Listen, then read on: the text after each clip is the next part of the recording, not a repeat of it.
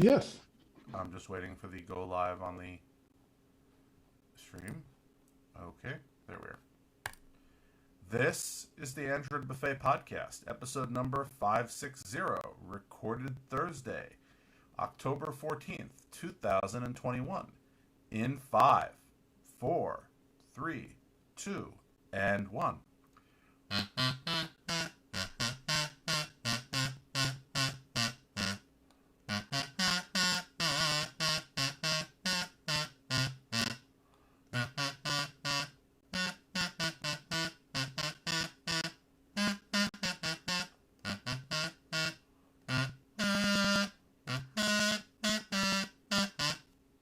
Dum, dum, dum, dum.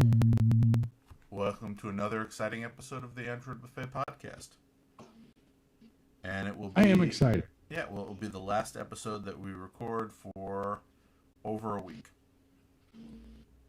Yes, normally it is the last podcast we record for just under a week.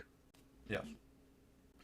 But I've just been informed of Jerry's unavailability next week, so we will be taking the week off for Jerry to be Jerry. Jerry's got to go do Jerry things, unfortunately. Well, this particular trip is actually kind of awesome, but it's going to keep me busy, and I will be unavailable.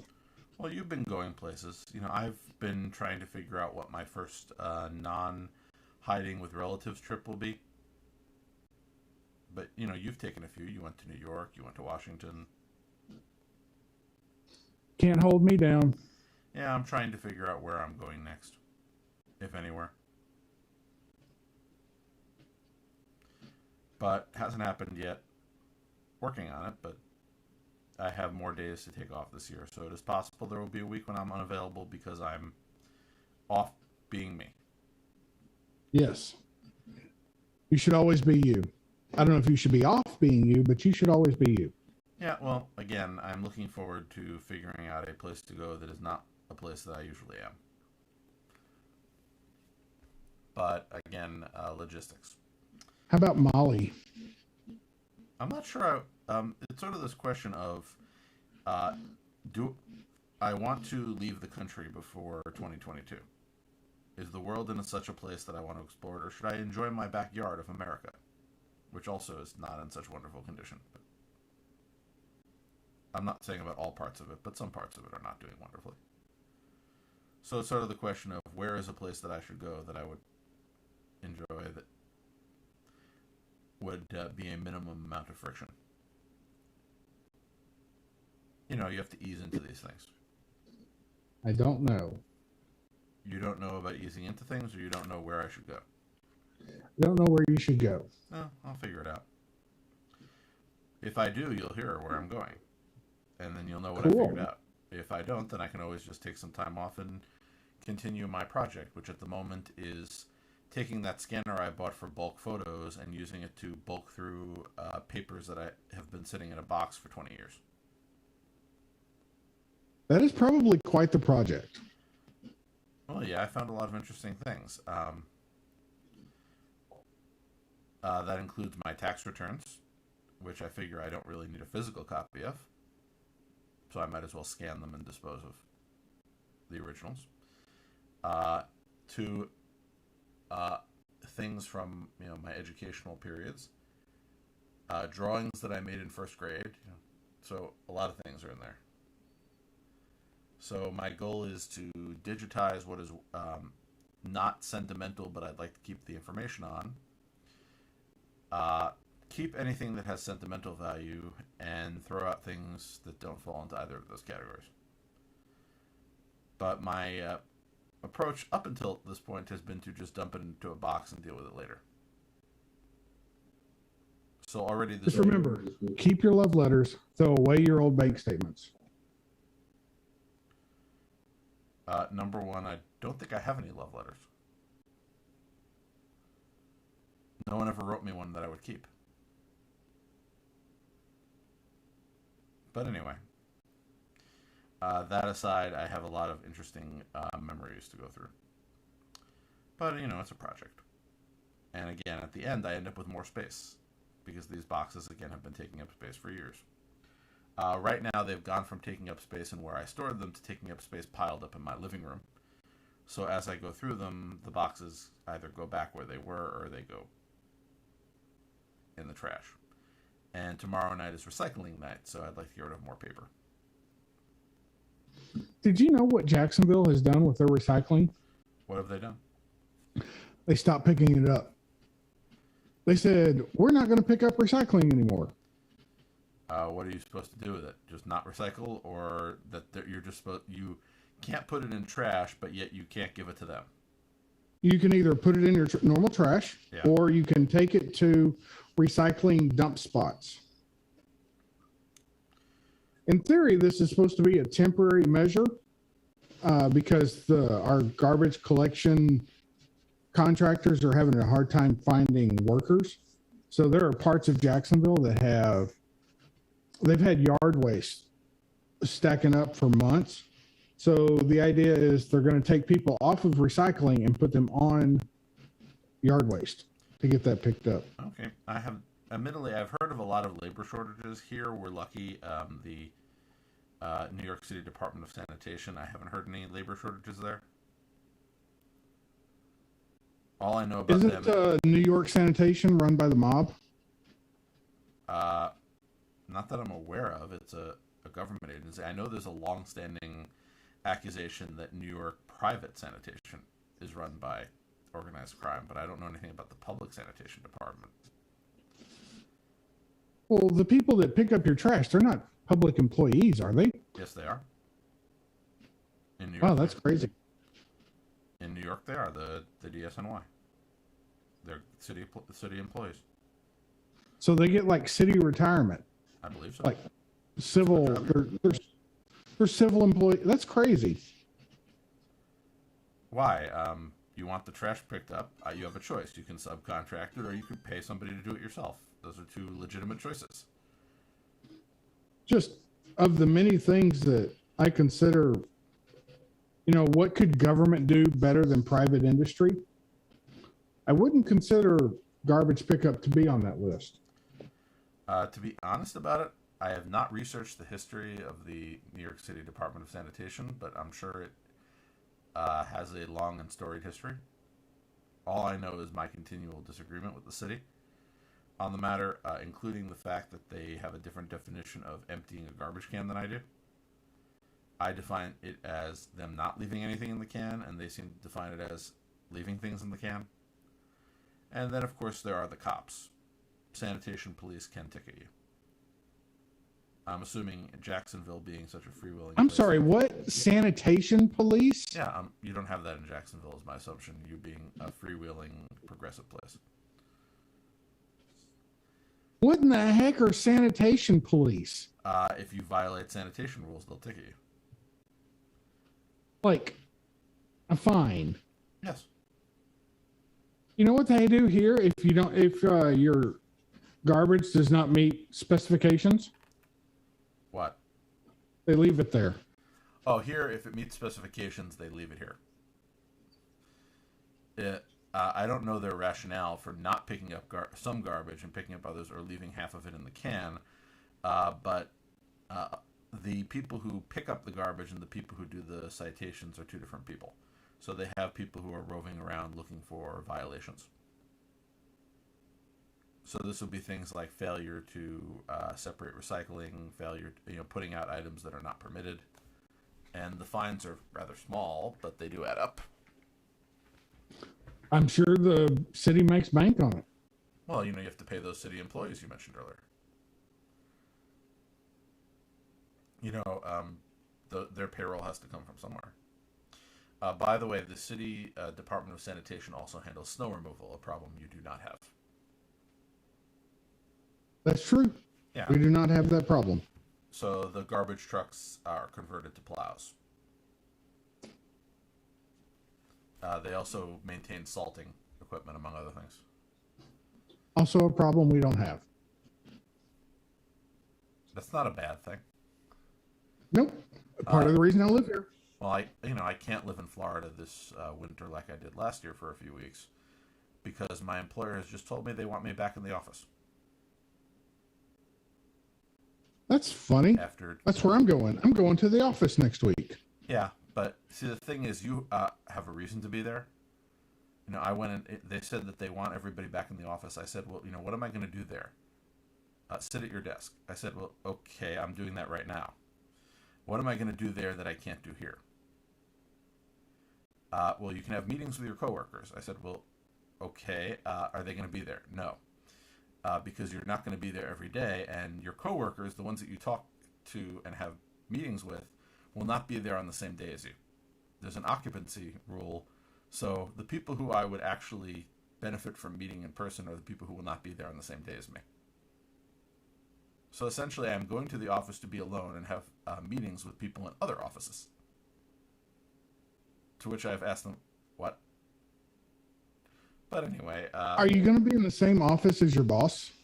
Oh, I've never met my boss.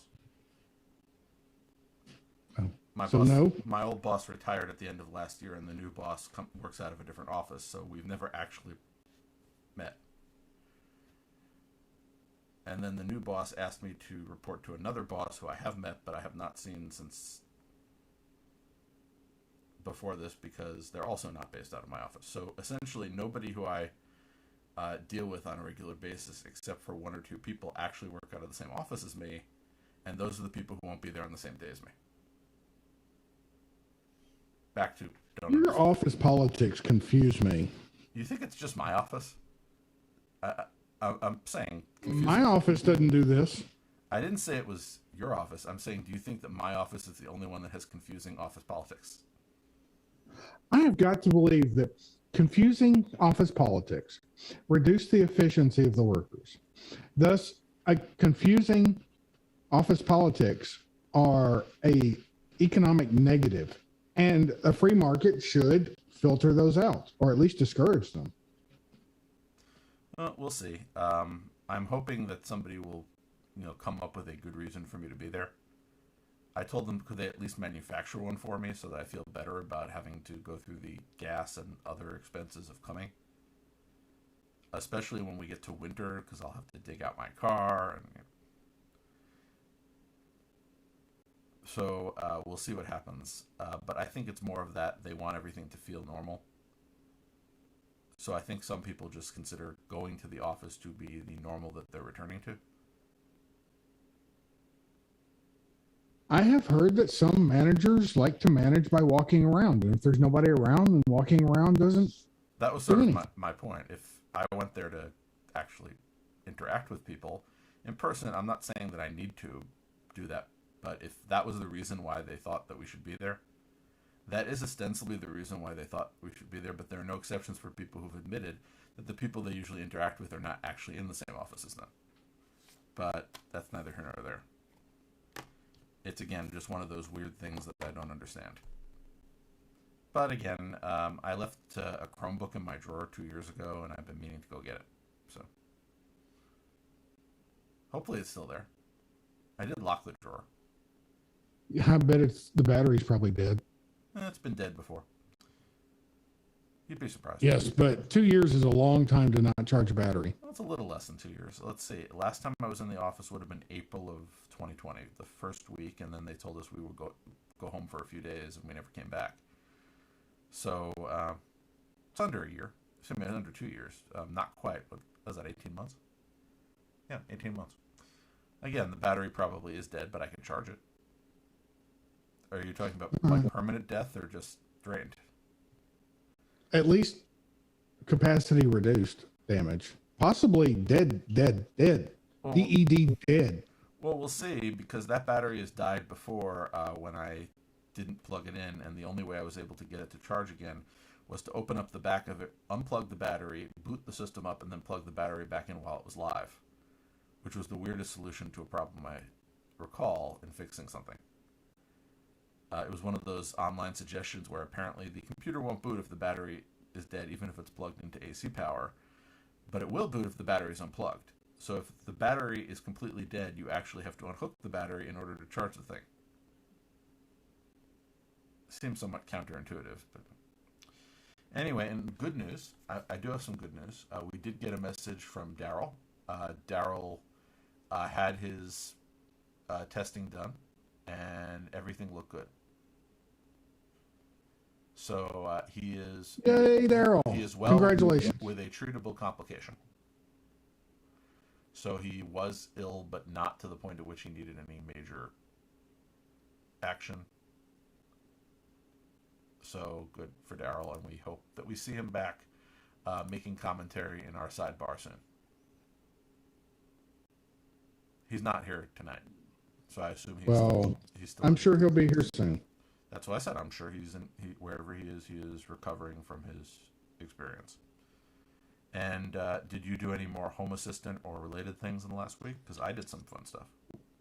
You know, I did. I moved my Tuya stuff. Okay, so I have some GoSund in-wall plugs, smart plugs that use they're ostensibly Tuya things, but I had them installed on the GoSund app itself.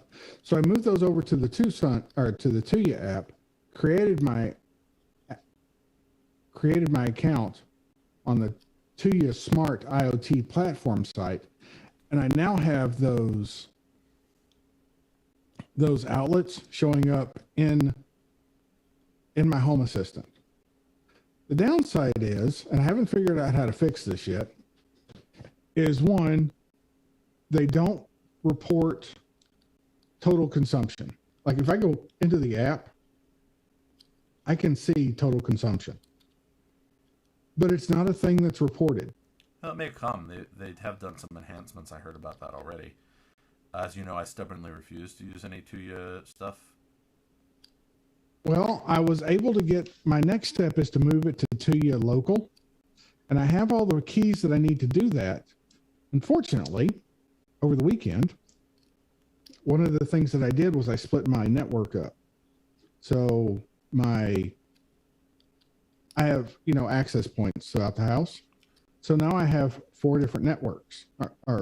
So you're separating the stuff that reports back to the cloud onto its own independent network? Yep. I have my normal LAN. I have an IoT network for stuff that just needs to connect to the cloud and does not need to connect to anything in the house. So if my switches or my lights or plugs get infected with some evil virus, they cannot actually communicate with anything on my network. Which is a good security. Then I have a network of things, which are the things that only need to communicate with each other and or Home Assistant. So they can't get out to the internet at all, and they can't get to my computer. They can get to the Home Assistant box, but they can't get to my computer or any of the other stuff that's normally on the LAN.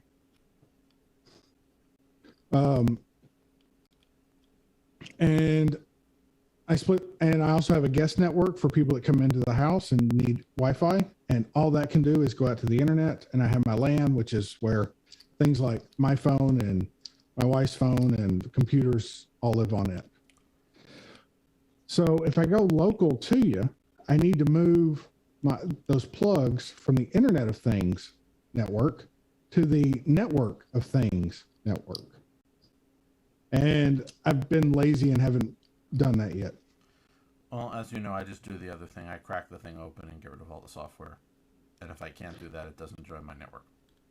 Well, I have not been able to find a plug, an outlet receptacle where both outlets are independently switchable and has power monitoring. It doesn't matter whether I'm looking for Zigbee or Z-Wave or Wi-Fi. Well, I can't find one other than the ones I have. You might be able to change the firmware on the GoSund, but I don't know. Those things are a pain in the They're really new to you, so apparently the new Tuya firmwares have not been cracked yet. Yeah, So which means you need serial. not yet. If they're still using the same chip, you just need serial flashing, which is a pain in the neck. So that's one of the things I did. So one of the compromises that I did is I got the Sonoff Micros, which were the USB switches, and those used cloud-based technology. So I really did not like that, and they were not very reliable. So I ordered some of these $3 a pop Cinelink USB switches. So these look like USB keys, but they have essentially a chip on it that does the relay, and it's an it's an 8285, which means it can be flashed with Tasmota. So the problem is I don't like soldering, which you've heard before, and the holes were entirely too small for me to fit the normal probes I use in. So I went online and looked at what people were doing, and they suggested using sewing needles. So I took a sewing needle and stuck it into the end of a DuPont cable, and then stuck that into the little holes. And since I don't sew, I went and asked my parents if they happened to have anything, and went over to their apartment, and they were able to find some sewing needles from a supermarket that went out of business in 1986, which just shows you exactly how much my parents have been sewing in the last 4 decades. So I took those, jammed them in, cracked open the plastic case on these little USB things, stuck them in, and did this I bought 11 of these things and essentially flashed 9 of them. 2 of them were faulty, for which they gave me a refund. So I now have 9 of these, and I've replaced the ones from Sonoff that can't be flashed because they don't use this type of chipset. Well, I have not been able to find anyone talking about reflashing these. Well, again, I don't even know can't find anybody that identifies what chip they have in them. Yeah, and that's sort of the problem. I try to make decisions based when I actually get an item if it's flashable, because now the 2U convert doesn't work. I try to look and see has anybody cracked it open. So sometimes my cracking doesn't work very effectively, sometimes it does. So I finally figured out how to crack open these dimmer switches, and I have to flash them using my flashing jig, which was one of those 3D printed projects, which allows me to push the pins against a board on the chip without soldering on cables, because I only need the thing connected for like a minute. With if there's a hole, I just sort of stick it in the hole, which is what I did for these USB switches. And because I needed something to stick the little sewing pins into, I had essentially the whole thing sitting on top of a 5-ounce Dixie cup. So I would essentially stab the holes and then hold them in place by having the needle go through the bottom of the Dixie cup. Interesting. It worked. Sure. And you only have to flash them once. Yep. The only other problem I'm having is Z-Wave. So I've got these switches and I can't get them to connect securely. And I run into problems where it seems like they're really slow. Like I'll press the button and it may take 5 or 6 seconds for the lights to respond. And I've done it piece by piece. If something doesn't work on Z-Wave, I'll switch to a different protocol. Because there's some of the older Z-Wave stuff that wasn't quite as reliable as the newer ones. So there's Z-Wave, and then there's Z-Wave Plus, and then... Well, these are brand new Innovelli red switches. Yeah, there's no reason why they shouldn't work. And I'm using an AOTech Gen 5 stick. And I can connect the first one. Okay, so I have the stick from the device. The first device is about 20 feet away, but through a door. Is the stick, is it directly in the back of the computer? No, it's in the front. There's no metal in between the stick and the door and the switch. What I did was I put it on on a USB cable and then sort of hung it on the wall behind the computer. It's on a front USB port. Yeah, I just inside the closet. Yeah, what I'm saying is I found that by hanging it up a little higher, I got better reception. So the computer, the computer that's running Home Assistant is down on the low shelf, and then I have an extension cord to the top of the thing that it's housed in that's sort of holding it up there. So okay, I'll try that. No, I'm saying I know that works. So I'm like 15 feet from the first device is like 15 to 20 feet away, but through a door. The next device is about the same distance, but through a couple of walls. And then the next one is about 30 feet through a couple of walls and a door. You can also use repeaters. Well, they're supposed to act like repeaters, right? Yeah, what I'm saying is that once you get one device working reliably, it should repeat for the other devices, assuming that they're in a... Okay, well, check this out. Okay, so the first device, if I connect it, I can connect it securely. And it connects fine. But then I go to the next one, and it cannot connect securely. But if I remove, deassociate, remove, exclude, whatever you want to call it, the first switch. So it's not connected. And then I go to the next switch. And this one is, maybe 40 feet away from the stick and through a couple of walls and a door. And I can get it to connect securely. But then I come back to my first one and I can't get it to connect securely. So right now, if I do a heel, you know how when you do a heel on a Z-Wave, yeah, you can see each switch respond with who its neighbors are. And I can see that it is going from the stick to the first switch, to the second switch, to the third switch. It's making those hops. But sometimes my first switch is slow to respond. Sometimes the second switch is slow to respond. And I don't know about the third switch because that's in my daughter's room and I never see it. But I suspect it's slow to respond. And do I just need to use a different technology? I don't know. When I had problems with Z-Wave, I did. But lately I found some Z-Wave devices work well and some didn't.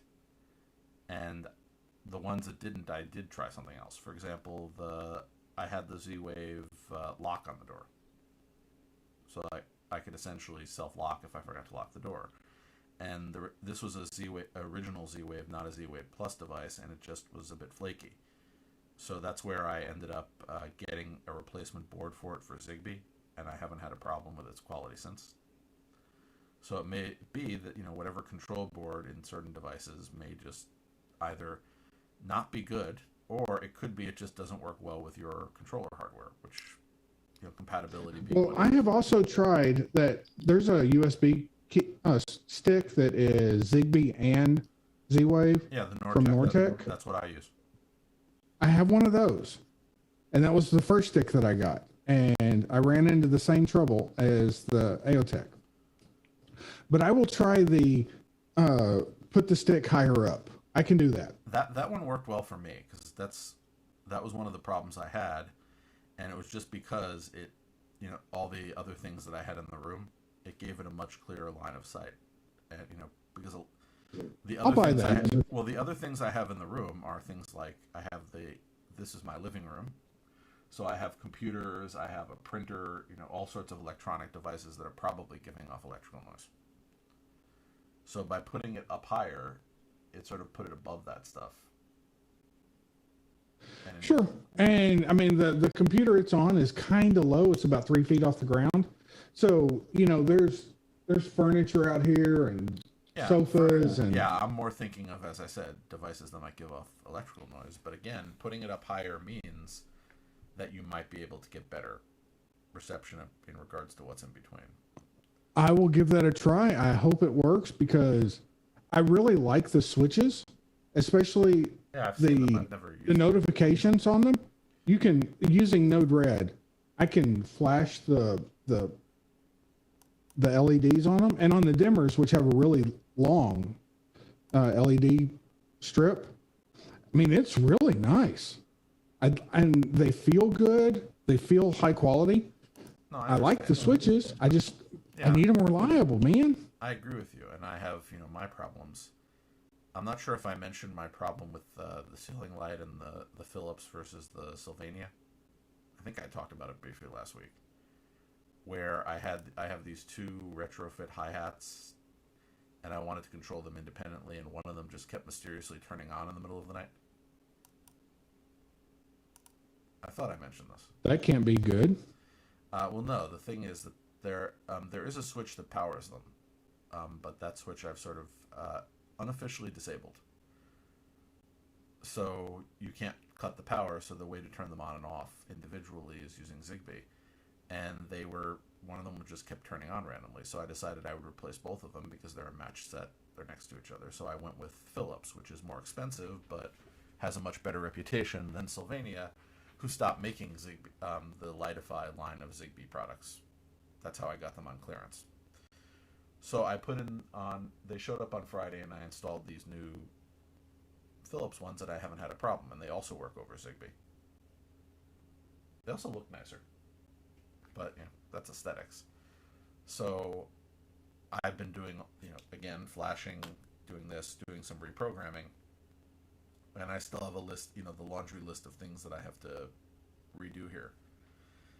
For example, I have one smart dimmer, which has been flashed with Tasmota, but the dimmer can be controlled remotely very well, and the dimming function, but for some reason, and I think I mentioned it, the button, if I actually press the physical button on it, it turns on and off at the lowest dim setting. So there's some sort of configuration that's, when I manually touch it, that's essentially turning on the thing at the lowest brightness, and I just have to fiddle with the settings until it works. Was this a Z-Wave or Zigbee? Neither. It's Wi-Fi? ESP8266, so it's another flash device. Yeah, Wi-Fi. Yeah, but I have a pile of these things, and I'm going to flash some more because I can put in some more dimmers. But Wi-Fi, while too many Wi-Fi devices can be bad, again, I found that the Wi-Fi ones are really reliable for me. I don't have quite the problems I have with other things because there's a little more local control on it in terms of I can directly tell the device to turn on and off, or I can interface it into Home Assistant and have it control it. I know for the Innovelli switches, so you configure Z-Wave devices via parameters, right? Yeah, I've read the instructions. There's a default value or a default level for the button and a different default level for Z-Wave control. Yeah, it's the same sort of problem. I just have to figure out the right settings. All right. But with those switches, if you ever decide that you want to try that, I haven't had a problem, except there's one that periodically will not control the load, and that one I need to swap out. I've just been sort of putting it off. I have the new one sitting here, but I think I've mentioned my problem with replacing light switches in this particular place is the fact that all the boxes are shallow, and I end up spending a lot of time trying to fit all the wires in. Yep. And that drives me crazy, which is why I hate doing it. Whereas when I was... Are you familiar with a thing called a Wago connector? No, but... WAGO. So these are... So normally when you open up a box, what you see is a bunch of wires twisted together and a wire nut on top of them, right? Yeah, I see these. Wago connectors are a more space-efficient way to join those wires. And they have I've used them in a few projects, and they work really well. They work so nice. You never need to touch a piece of metal. So you can actually mess with light switches and stuff while the power is on. I know. And they take up less space. So, maybe take a look. I've seen electricians who do that. I've been shocked enough times through my own lack of experience that I really would like to avoid doing it again. Just make sure that you are not a path to ground, and you'll be all right. Did I ever tell you the story of the electrified drop ceiling? No. Well, my father likes to consider himself a handyman, and he is very handy. So he did some work installing essentially and replacing the lights in a drop ceiling. This is in that basement I've been hanging around in upstate New York. And somehow he didn't properly insulate the light, and it electrified the metal around the drop ceiling. So I was in there trying to repair the cable line and got shocked several times while I was trying to figure out what was going on. The one thing that isn't fun is getting shocked by a drop ceiling while you are standing on a ladder. Anyway, to this day, it was not a fun sensation. But after that, we shut off the power and essentially checked every single non-insulated wire. But still, I've never actually. I mean, I've been shocked by 120 volts, yeah, but not where I was the path through ground. Just where you could feel it kind of, and it was more of a tickle than an actual shock. Yeah, in my case, I've been shocked by DC, and that shit hurts. Yeah, this is just one of those things that I'd like to avoid. Again, that's why even though if I'm working on something where there's a switch and I can turn off the switch, I wouldn't turn off the entire power. But when it comes to working on something that has live voltage in it, I'd rather play it safe and just shut the power for a bit.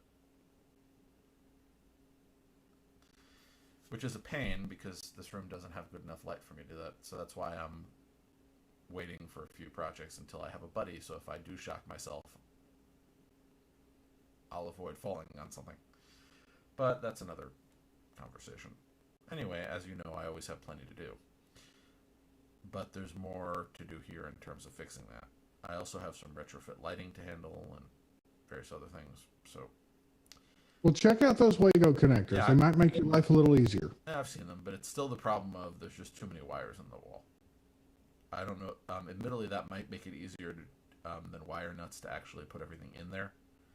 But there's just too much stuff in there, and it's these boxes are all very shallow.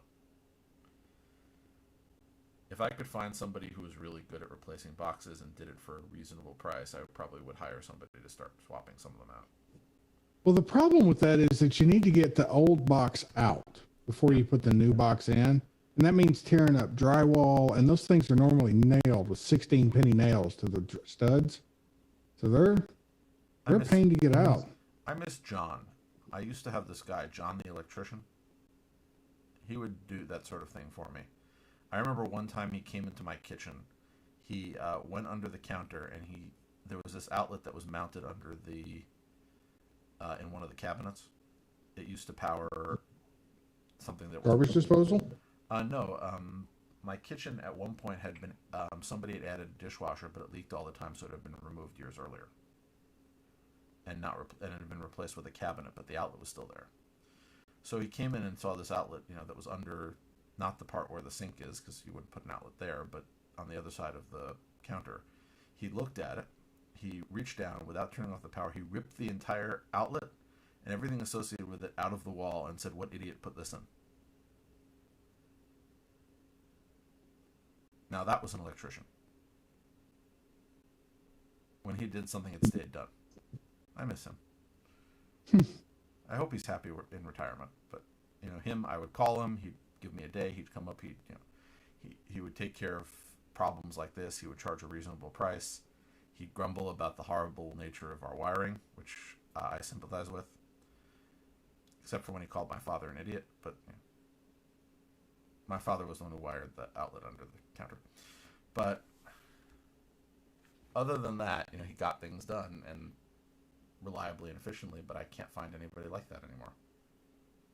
The last time I asked somebody to do an electrical job for me that I didn't want to do, they didn't come back. So then I found another guy, and he did part of the job and said he would be back, and then he joined the military and has not been seen since. By the way, unless you worry, I checked. He is still alive. He just never came back to finish the job. Wow. Well, he didn't have the right amperage breaker, so he put in a temporary one, and it's still there. So it keeps blowing. It's a 15 amp. It's supposed to be a 20 amp. Another thing I don't like to do, replacing breakers in breaker boxes. I've done it, but again, not my favorite job. So anything that involves it's the same thing as painting a wall. I've painted walls. However, somebody who actually paints walls a lot more probably makes it look nicer than I do. So I need It's all about the prep work. No, what I'm saying is I need somebody who has talent. I do not have talent in those areas. My stuff is functional. So we'll see what happens if I ever find somebody I trust, because I haven't found anybody just for pure electrical work in a while. But this is life. It's always hard to find. It's always hard to find people who you trust to do a job. I'm still back and forth about the guy who did the work in my bathroom with the leak. Have you ever installed a door, Jerry? Yes. Okay. Is there supposed to be wood around the doorknob? What? In my experience, and I am not a door hanging expert, that where you put the doorknob, there is usually on a hollow door, there is usually a piece of wood inside the hollow door. That the doorknob doesn't just go in the thin veneer. Correct. The gentleman who installed the door insists that is not the case. I say he installed the door upside down because there is a solid piece of wood on the other side by the hinges. The original door had a bunch of holes in it. So we've been fighting over this. So I've told him that if I pull on the doorknob and it comes out of the door, I expect him to replace it. I don't think this will happen, but anyway, that may be my problem. So if he messed up the plumbing, I'm a lot more worried. I don't technically need a door. Well, actually, I really would like a door on my bathroom for other reasons, but anyway, that aside, problems after problems sometimes. So I will tell more of some of my attempts to do a little more home automation over the next few weeks as I fix some of the things that suddenly got broken even though I wasn't here, that I need to fix, upgrade, or otherwise adjust. So there are only a few bits of Android news this week that I found. Well, let's knock them out. So the senior VP of Android offered an open invitation to Apple to help them put RCS on the iPhone. So RCS is, of course, I'm not going to say open, but it is the standard for rich communication that's supposed to replace SMS that Apple does not really support. So it would be nice if all devices interoperated on one single network, and that's sort of the goal. However, it still will not make it one network because you'll have iMessage, you'll have WhatsApp, you'll have Telegram, you'll have Signal, you'll have Google Chat. It's still a very confusing landscape.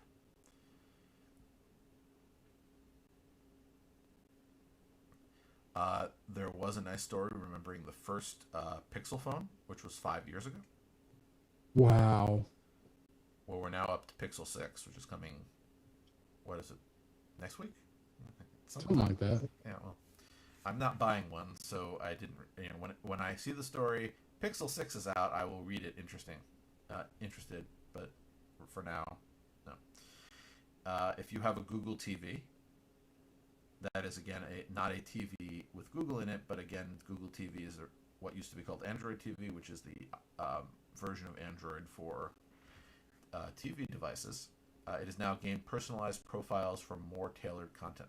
So this is like any other profile where each person can have their own stuff.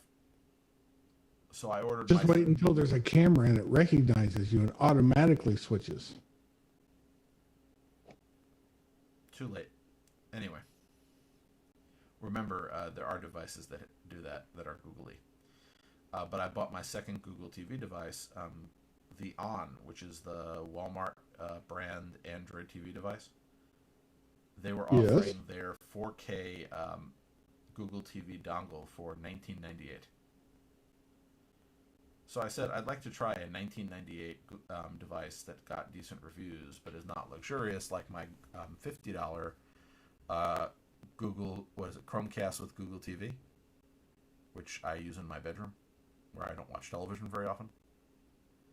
Although I was using it a lot last weekend because I was cleaning my closet.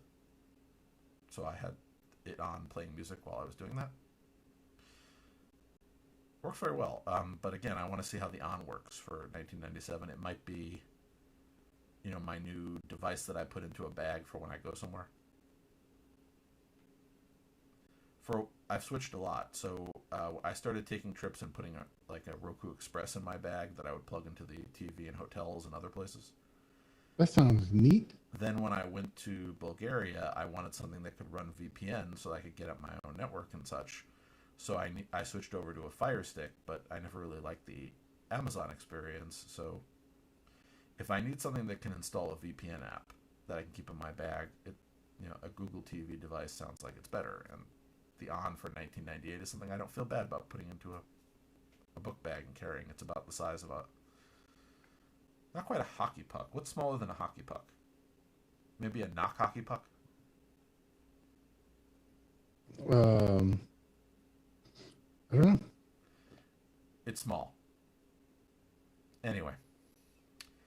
A Chromecast? It's bigger than a Chromecast. Not by much, but it is a squarish device, whereas a Chromecast is more rectangular.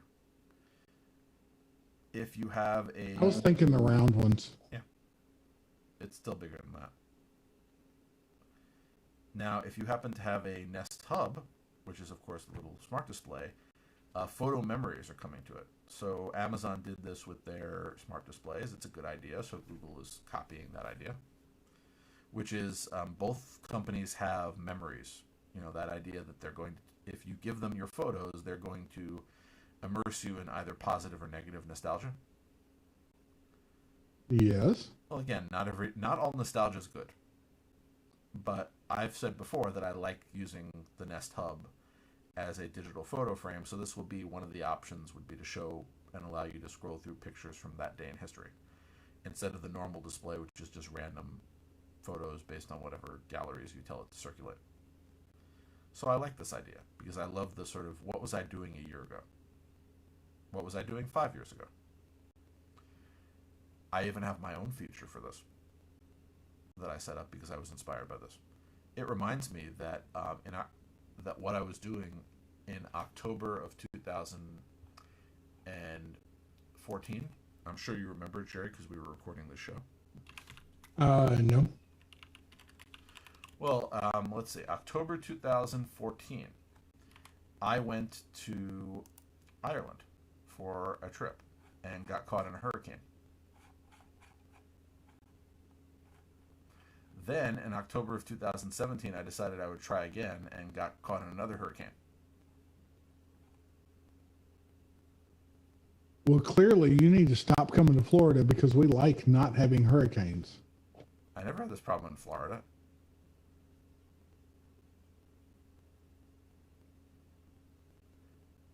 It just happened to work out that I decided I wanted to visit Belfast because I've always been interested in the Titanic for some reason. And I wanted to go to the Titanic Museum, so I went to Belfast, and Hurricane Gonzalo hit Northern Ireland. And the second part of my trip, since you can't fly from the U.S. to Belfast, was I was in Dublin, and there was bad weather, so I figured the next time I had an opportunity, 3 years later, I did pass through there again. And then I hit Hurricane, Ophelia in 2017.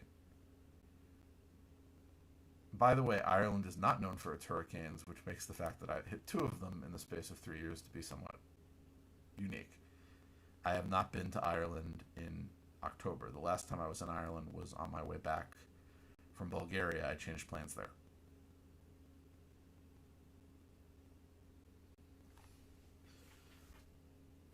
It was one of those problems that I couldn't get a same-day connection. So, anyway, moving along. I want to try this out, the Universal Android Debloater. It apparently disables unwanted systems apps without root. Sounds like fun. You have to plug it into your computer, though, right? Well, that's the only way you can do that sort of thing. And I still want to figure out, my phone is still doing that thing where it gets hot and it loses battery very fast, and I can't figure out what app is misbehaving. I've tried a bunch of things. Short of me doing a complete wipe and just essentially reinstalling everything, I really wish, and this problem has happened on multiple phones that over the years, that it would just help me with this problem. Tell me what it is causing trouble so I can deal with it. I just don't know. I would assume it would be a non-popular app, because I would assume the most popular apps would not have battery issues. Anyway, we'll see. Still annoys me.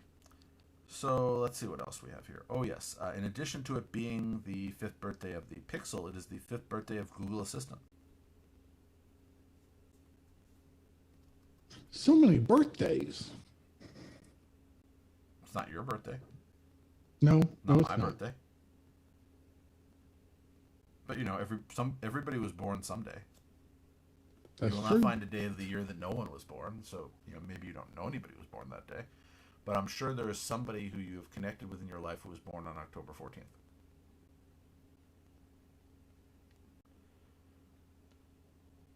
Now, if you are a fan of clocks, the Google Clock app has added a stopwatch widget and new clock styles. And they changed the way they changed the clock changed a lot of stuff. Even alarms look different now. People don't think about clocks as, a place for innovation. But I like clocks, as evidenced by the fact I have 3 clocks sitting behind me that I have to repair.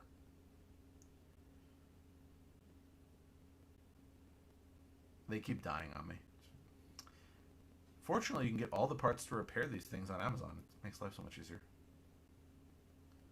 If only I'd been able to save that Cuckoo Clock.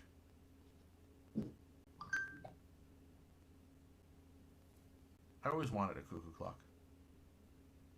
Specifically a 1910, I think, German Black Forest Cuckoo Clock.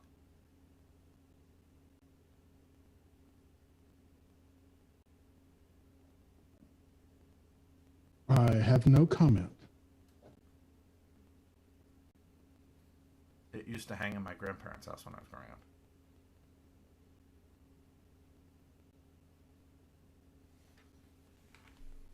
My uncle, I think, still has it. Anyway, I don't have a Cuckoo Clock. Especially not a 1910 Cuckoo Clock. But anyway, moving along, Media Bar is one of those things I consider trying, although, again, I'm worried about battery life right now, so I'm not sure if I want something that does this. But Media Bar lets you control media using a colored bar at the top of the screen.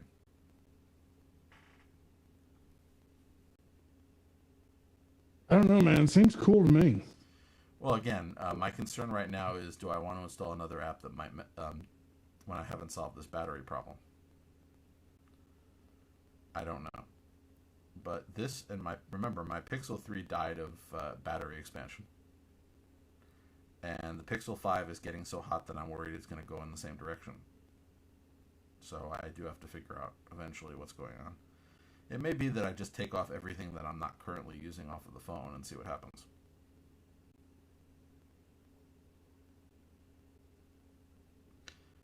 Anyway, that said, Amazon is building a smart fridge. Well, they deliver groceries, so one could have seen this coming. Would you? Not that I did, but well, the question is, somebody smarter than me. Would you actually use a smart fridge? No. Why not? Because I'm not criticizing. I'm just asking what is the stumbling block for you here?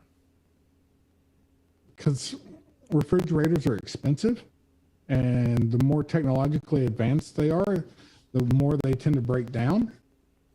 Would you like the features that are offered, that it knows what's in your fridge, it knows how to reorder it? Which, to some degree, worries me. Yeah. The reason that it sort of worries me is this practical one. It worries me because I don't want my fridge making judgments about what I should buy. Or selling that information to your healthcare provider. Or your insurance provider. Yeah, what I really want in terms of that is I want to keep better track of what I need, because I can never remember. But again, I tried inventory control, but I think I need to be a lot more organized before I can inventory all of my stuff. I think I told you about Grossy, which is this open source web-based app that you can install to keep inventory on all of your cabinets and your refrigerator. And the idea being... This seems like so much work. Well, that's sort of the thing. I think that when you first start using it, inventorying everything you have to start is a job. But if the idea is when you use something up, you mark it. And when you bring things in, you mark it. That isn't so bad if you set it up. But again, I don't know if I'm that organized. Yeah, I don't know. For me and mine and our life, I think it would be too much of a pain. Well, I have been having my groceries delivered probably since last April, when I stopped really going places for a while. And other people were nice enough if you gave them money to bring you your groceries. Although not all of them are good at it. Again, like any job. So I decided to finally start going back to the local grocery store. So now I have better track of what I'm going to put in. So I think it's that time where I will be able to possibly try inventory control again. I also learned something. There's a surprising number of people at a grocery store at 6 in the morning. Well, technically 5:45, but it was bustling with activity. I would have expected that nobody would be there at 5:45 in the morning. Anyway. I think it's the best time to shop. And like 3 o'clock in the morning, I think it's the best time to go shopping. No crowds. But yep. No, I was dropping somebody off at the airport, so I was for a 6 a.m. flight, so I was awake anyway. Otherwise, I'm not sure if I would have gotten up to go to the supermarket at that time of morning, but I was up. I figured there wouldn't be anybody there, so I would breeze through and get everything that I need that those shoppers that charge $15 can't seem to find. I don't know how you can't find a bottle of Snapple when they have like 50 cases in the corner. Anyway. My annoyance at Instacart aside, I think that's everything that I have for this week. I just want to get in as much Jerry as possible because I will be Jerry-less next week. Well, I think between last week and this week, we've covered our quota. Yeah. But we've had some nice things to talk about. So how about we do this again on the week after next, which is, what, the 28th, I think? Yep, the 28th. I like that plan. Okay, well, if there are any problems, drop me a line from your trip. Hopefully you, even though this is business related, hopefully you have a nice experience. You know, enjoy the local sites, enjoy the change of scenery. No, it's really cold up there. If I'm worried about anything, it's the flights, because there seems to be a lot of flights being canceled due to air traffic control issues.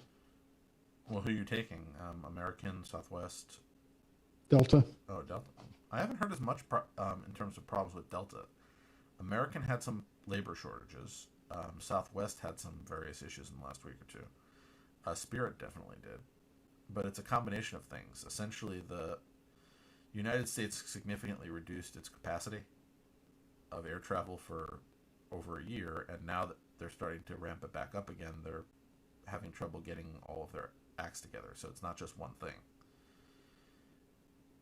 It's a combination. So you have the fact that they didn't need as many air traffic controllers, now they need more. You have the problem that they furloughed pilots, and now they have to bring them back and make sure they're properly trained. You have Delta specifically, and I know this, I had a friend who was offered a lot of people buyouts, but I think that they don't, as last I heard, they don't have a staffing issue. Well, if it's an air traffic control issue, it's not limited to it's not the airline's fault, nor limited to specific airlines. No, what I'm saying is that it's staffing issues at various areas.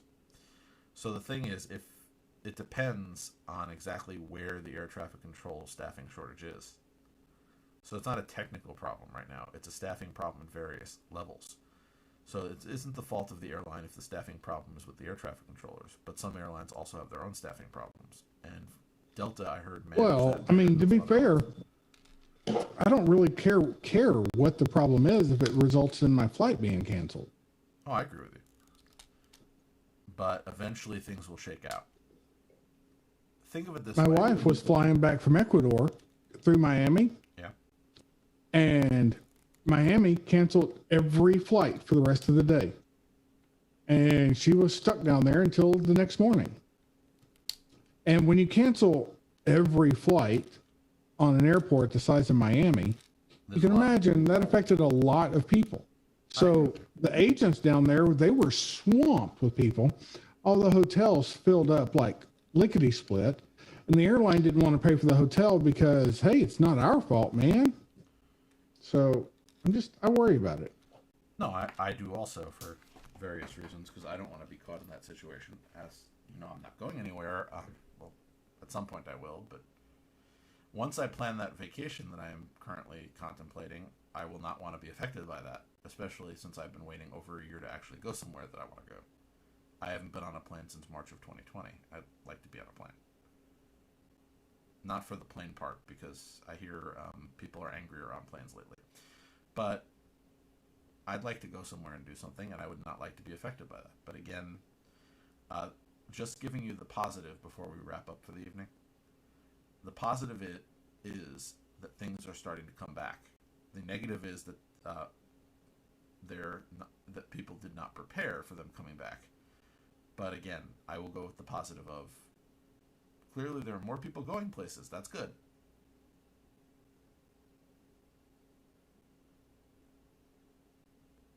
Yay. Again, hopefully none of us are caught up in any of that. My parents, who are the ones I dropped off at the airport the other day, had an uneventful flight. That's the reason they like 6 a.m. flights. Usually there are less disruptions because there are fewer flights going at that time of morning. They got to Fort Lauderdale and they were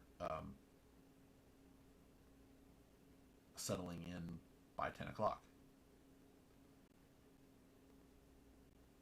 Admittedly it was, from what I understand, a full flight, but there was not any disruption. So they were happy. Cool. Should we call it a night? I am happy to call it a night. I am unhappy that we will not be calling it a night next week, but we'll live. I'm sorry, man. Well, again, we all have stuff. All right. So with that, we'll say goodbye, folks. Goodbye. Talk to you in a couple weeks.